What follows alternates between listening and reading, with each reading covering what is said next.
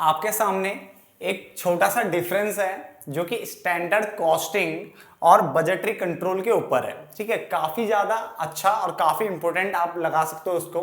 ठीक है, तो ये डिफरेंस है आपका स्टैंडर्ड कॉस्टिंग और बजटरी कंट्रोल, जिसमें मैंने 9 पॉइंट्स लिए हैं, यानी 9 बेसिस लिए हैं, जिससे आपको ये आसानी से समझ में आ जाएगा कि स्टैंडर्ड कॉस्टिंग होती क्या है और बजटरी कंट्रोल होता क्या है। ठीक है, तो एक अच्छा खासा नोट आप लिख सकते हो और डिफरेंस आप बता सकते हो। ठीक है, सारे के सारे पॉइंट ध्यान से देखिए और उनको लिख लेना। ठीक है ना।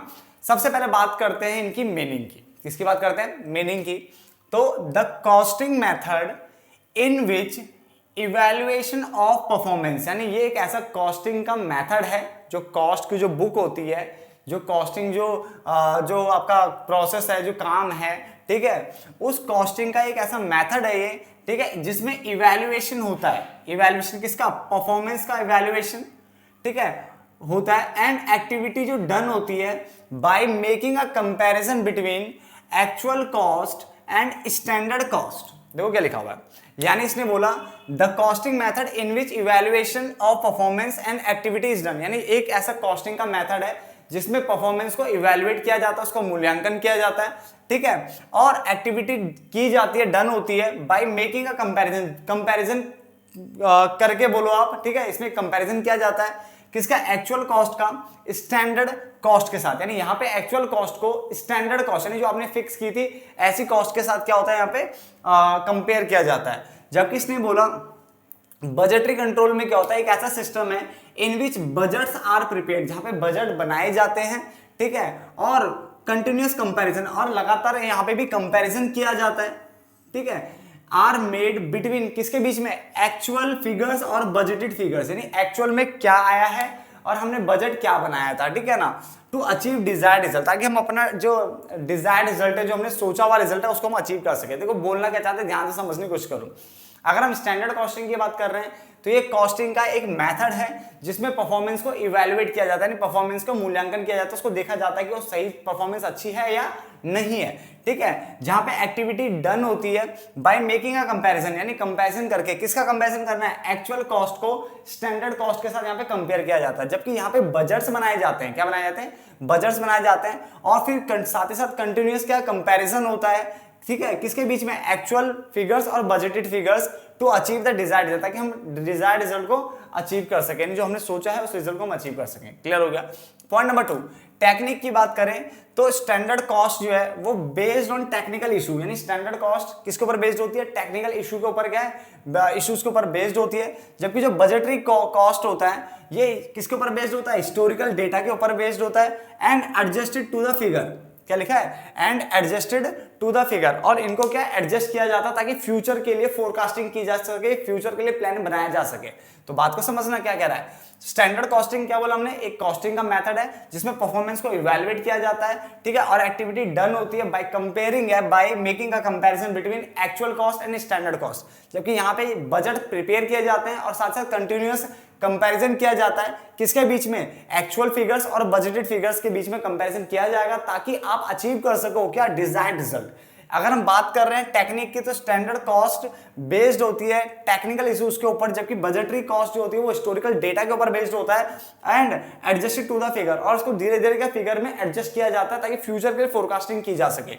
आगे बात कर रहे हैं कंडीशंस की। अगर हम बताएं तो standard cost are used in ideal situation. Ideal situation मतलब होता है एक अच्छी सिचुएशन में, ठीक है ना।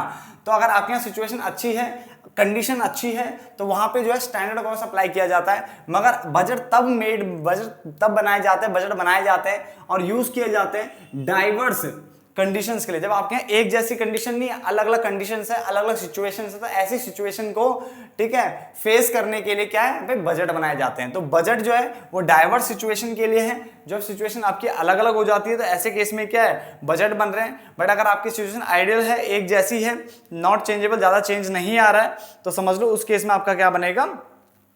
ये स्टैंडर्ड कॉस्टिंग चलेगा। क्लियर हो गया? देन आगे बात करते हैं इन्फ्लुएंस की। बात करें तो इसने बोला शॉर्ट टर्म चेंजेस, इन्फ्लुएंस मतलब प्रभावित करना, ठीक है, प्रभाव पड़ना। तो short term changes will not influence, ठीक है, द स्टैंडर्ड कॉस्ट। अगर शॉर्ट टर्म चेंजेस यानी अल्पकाल में, यानी छोटे टाइम पीरियड के जो चेंजेस होते हैं, तो वो स्टैंडर्ड कॉस्ट को अफेक्ट नहीं करते, इन्फ्लुएंस नहीं करते।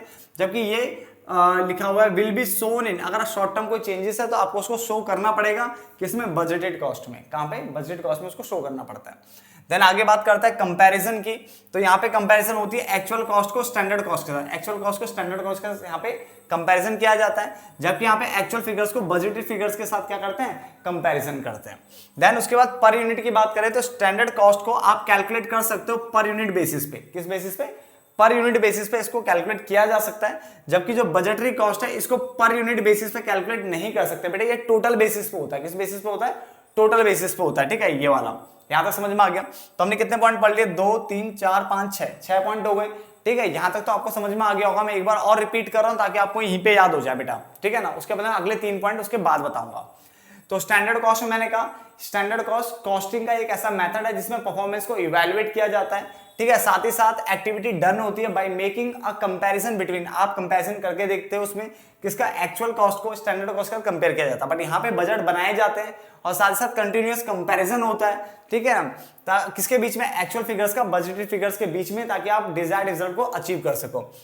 टेक्निक में मैंने आपको बताया स्टैंडर्ड कॉस्ट जो है बेस्ड होती है टेक्निकल इश्यूज के ऊपर, जबकि अगर हम बजटरी की बात करें तो ये बेस्ड होती है historical data and adjusted to the figure. उसके बाद कंडीशन की बात करें तो ये आइडियल जो कंडीशंस होती है, सिचुएशन होता है, उसमें ये लगता है, ठीक है ना। यानी अगर आपके यहाँ अच्छा एक जैसा सिचुएशन मतलब ठीक ठाक है, मतलब एक जैसा रहता हो, ठीक है। बट अगर डाइवर्स है, बहुत ज्यादा फैला हुआ है, ठीक है, फैलाव है, अलग अलग चीजें आपको देखने को मिल रही है ना, भिन्नता है ना, बहुत अलग अलग है, तो ऐसी सिचुएशन में जब सिचुएशन अलग अलग होती है तो वहां पे बजट का यूज करना है, ठीक है ना। देन इसने बोला इन्फ्लुएंस की बात करें तो शॉर्ट टर्म चेंजेस यहाँ पे इन्फ्लुएंस नहीं करती है स्टैंडर्ड कॉस्ट को, बट यहाँ पे शॉर्ट टर्म चेंजेस को शो करना पड़ता है। कहां पे शो करना पड़ता है, बजटेड कॉस्ट के अंदर। क्लियर हो गया।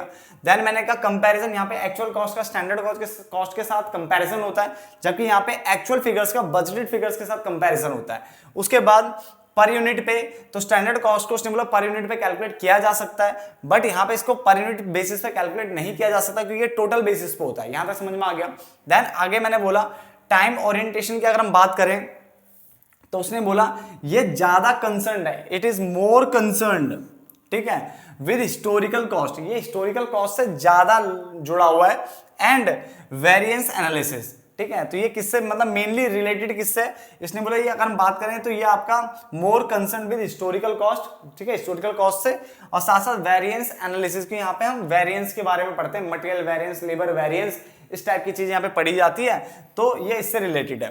जबकि ये फोकस करता है, ये फ्यूचर ओरिएंटेड होता है। जो बजट है वो बेटा फ्यूचर के लिए बनाया जाता है। बजट तो भाई फ्यूचर के लिए बनता है कि अगले महीने का बजट ये है, उसके बाद ये है, बजट फ्यूचर के लिए बनता है, तो फ्यूचर ओरिएंटेड होता है, ठीक है ना। तो फ्यूचर ओरिएंटेड फाइनेंशियल प्लानिंग है बेटा, ठीक है ना, जिसमें फ्यूचर ओरिएंटेड फाइनेंशियल प्लानिंग की जाती है, फोरकास्टिंग की जाती है, या टारगेट सेटिंग की जाती है। क्या कही जाती है, फाइनेंशियल प्लानिंग हो गया, फोरकास्टिंग हो गया, या टारगेट सेटिंग होता है, ठीक है। उसके बाद हम रेंज की बात करें तो उसकी रेंज क्या बेटा, लिमिटेड है, क्योंकि ये सिर्फ कॉस्ट डिटेल तक, कॉस्टिंग तक ही सीमित है। तो it is limited to cost detail, यानी सिर्फ ये कॉस्टिंग तक ही सीमित है। जबकि अगर हम इसकी बात करें तो ये कॉस्ट में भी आता है और फाइनेंशियल, बजट तो बेटा कॉस्टिंग के अंदर भी बनेगा और फाइनेंशियल डेटा में तो बनेगा। तो इसकी जो कवरेज है, रेंज है, वो ज्यादा है, ठीक है। इसकी कवरेज और रेंज क्या है, कम है। क्लियर, ये कॉस्ट तक सीमित है, ये कॉस्ट प्लस फाइनेंशियल डेटा तक जाता है, ठीक है। उसके बाद एप्लीकेबिलिटी की बात करें तो मोस्टली देखा गया है ये जो अप्लाई होता है वो मैन्युफैक्चरिंग कंसर्न पे होता है, जो मैन्युफैक्चरिंग करती है उन कंसर्न्स पे ये लगता है स्टैंडर्ड कॉस्टिंग। जबकि अगर हम इसकी बात करें तो ये एंटायर बिजनेस, भाई बजट तो हर कोई बनाता है, तो एंटायर बिजनेस यानी सभी ऑल बिजनेसेस के लिए, ये सभी ऑल बिजनेस के लिए, ये मैन्युफैक्चरिंग जो कंसर्न्स होती है उसके लिए, ठीक है ना। तो ये आपके 9 पॉइंट थे बच्चे, कितने पॉइंट थे, 9 पॉइंट थे जो मैंने आपके सामने लिखे, ठीक है। अगर एक आध पॉइंट ऊपर नीचे हो गया हो तो उसके लिए माफी चाहूंगा, ठीक है ना।